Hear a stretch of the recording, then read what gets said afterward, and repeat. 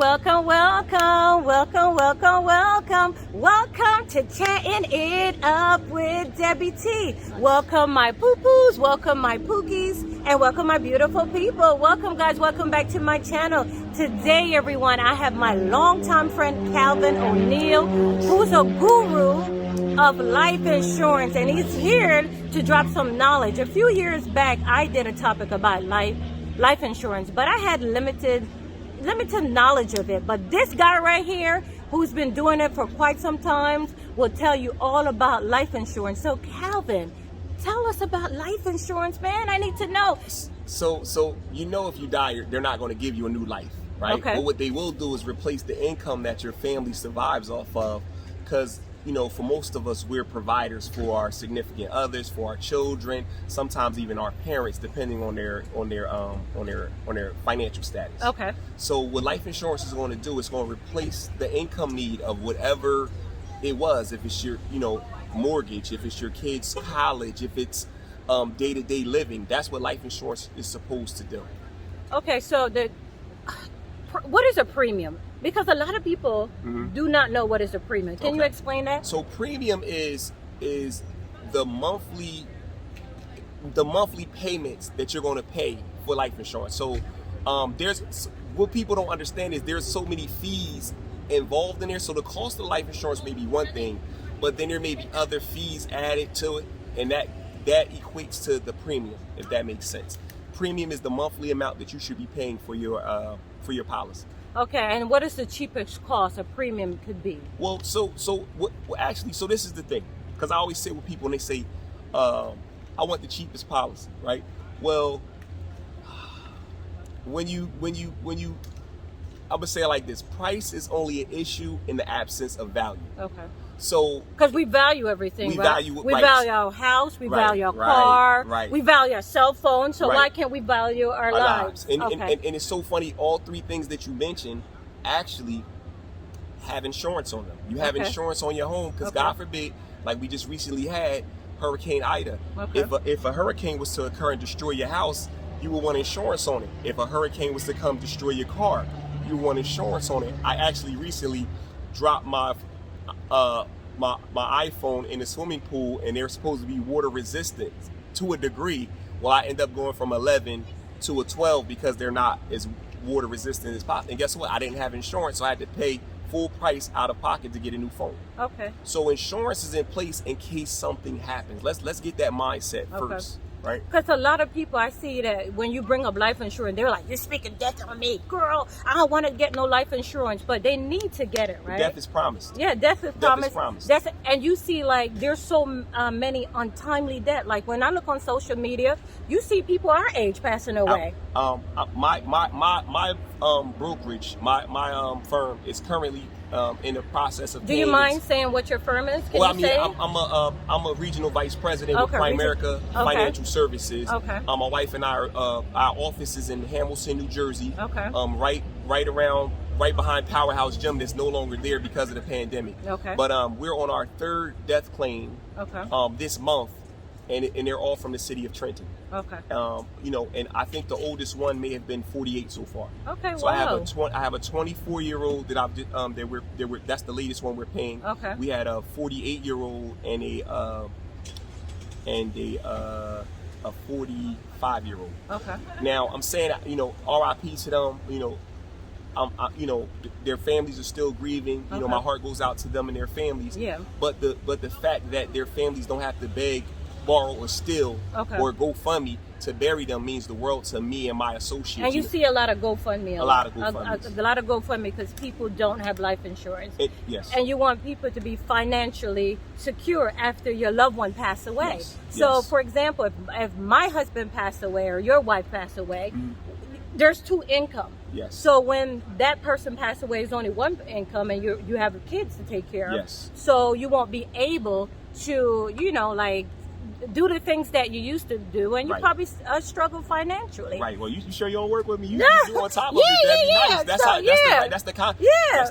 So what I want people to understand is the younger you are, the cheaper it is. Okay. The healthier you are. All right. The younger and the healthier you are, the cheaper it is. If you smoke, guess what? The price goes up. Wow. So get it when you're young. The younger you are, however, today is the cheapest it's going to be for you based off your age, because tomorrow you'll be a day older and it'll keep going, right? So get it, the younger the better. But the ultimate goal, what I want to clear up for our people, for minorities who don't understand, life insurance is only for, it should only be for a specific amount of time. What you should be working on is building wealth. The goal of the game is not to survive off life insurance. I hear people say I'm worth more dead than alive. Yeah, because you don't have money. Once you accumulate wealth, then you don't need life insurance.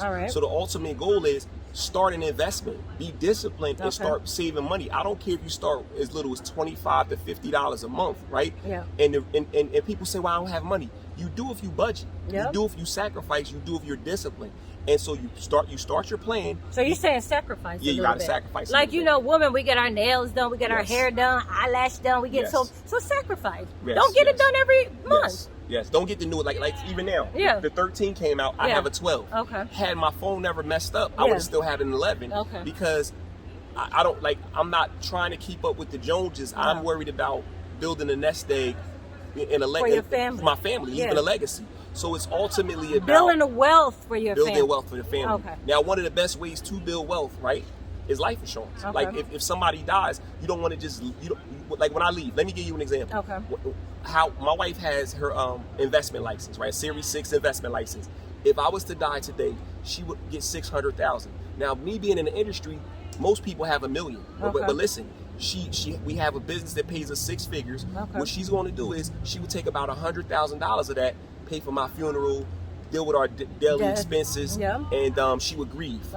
But she would put up the $500,000, and the goal is to grow that money in the next 6 to 7 years. Because you don't want to deal with, you're going to deal with hurt when someone passes away. Yes. But you don't want to deal with, financial burden. Yes.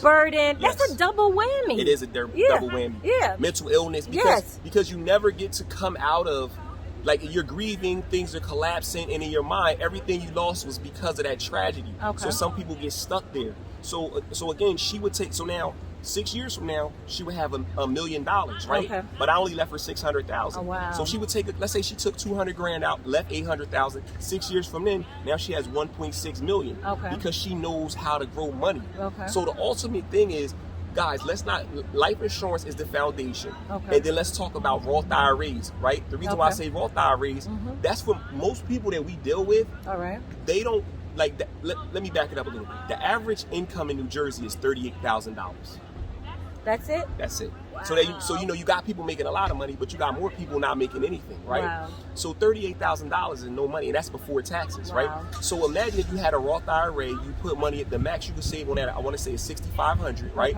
You put up $6,500. You're not going to max it out with $38,000 a year, but you're just putting up money. But because it's pre-tax, when you get it back, you don't have to pay any taxes on it. So that's a great way to build wealth, because whatever it grows to, you don't have to pay taxes on it. That's so true. And now it's not just about going to a TD or Wells Fargo or just a bank to start it. You need to find somebody. What's the rate of return you're going to get on your Roth IRA, on your college plan, on your 401k? Like, you need to know what the rate of return you're getting, because that's going to determine how you retire. So there's a financial literacy piece out there, and we'll sit down and we'll do it again. But the urgency for life insurance is, for one, these are the questions you want to ask the company, right? One, I'm all for term. I don't believe in cash value products, because they don't tell you that you're 95% of those policies, you don't keep the cash. So you'll have a savings, right? And you'll have, let's just say you have $50,000 death benefit and you had $10,000 savings when you passed away. Logically, you should get your beneficiary should get $60,000. Yes. But what they're going to do is they're going to keep the 10 and give your family $50,000. Wow. But you've been paying on it for 20, 30 years. How much have you been paying for it monthly? So if it shows that you paid $25,000, right? And then they gave you $10,000. I mean, they took $10,000. Plus they only gave you $50,000. You're actually minus $25,000. Wow. Now, we ain't even counting the 10. If you put the 10, you're down $35,000. I think that term is better, because so people are going to say, well, why term? Eventually term runs out. Well, if you start a term and you start an investment to run concurrent with the term, you'll build wealth along the way. Now, what are some ways to build wealth? Purchasing a home, real estate, right? the stock market, mutual funds, right? So learn how to build wealth. So once you build, so I can help you build wealth, and there's people like me that can help you build wealth. Once you build wealth, now, if you have $1 million, do you really need life insurance? You don't. No, you don't. So the mindset. So you're saying rich people don't really need it? They don't need it. They're actually buying products to hide their money. Yeah. So that's the concept. So poor people like myself, like us. Like I'm gonna say, we're not poor. We're just not wealthy. Yeah, we're not wealthy. Because poor is a mindset, right? That's true. That is true. So what we want to do is we want to find out ways to grow our wealth. Yes. We want to get with people. So one of the biggest problems is we can't be closed-minded. No. Like minorities are very closed-minded. We're skeptical, right? But we're not educated. No, so you can't be ignorant and difficult. Yes. You got to pick one. You can be difficult if you have money. Yeah. But if you have to be willing to do the research in this gig economy, in this Google economy. It's not like when we were kids we had to go to the public library and look up the. You go right on your phone. You go right on your phone and you kind of research some stuff. And then Google what the experts say. And then just like when you get a diagnosis for a medical illness, go see 3 doctors. Go see 3 people and let them take you from the beginning to the end of the plan and see what's best and go from there. Like I coach sports. There's only one way to play the game the right way. Now there's things you can do inside any game, but there's only one way to play the game, and that's the right way. Okay. Right. So get the education, get the product knowledge, and get with somebody you can trust. So Calvin, with all this knowledge, where can they find you to get more information? On social media, my name is Cal O'Neal. So that's CAL O''Neal. On Instagram is SoCal609, right? And just or my phone number 609. You giving your phone number to the world? Oh yeah, and why not? Yeah. It's public record, right? And not to mention, I mean, I'm an open book, right? So what they gonna do? Drunk? I just want to make sure it's okay, right? All right. It's 609-845-4980. Again, it's 609-845-4980. One thing about what I do, right? I get paid a lot of money to tell the truth. Yes. I get paid a lot of money. And he's good at it too. Thank you. I get paid a lot of money to educate people.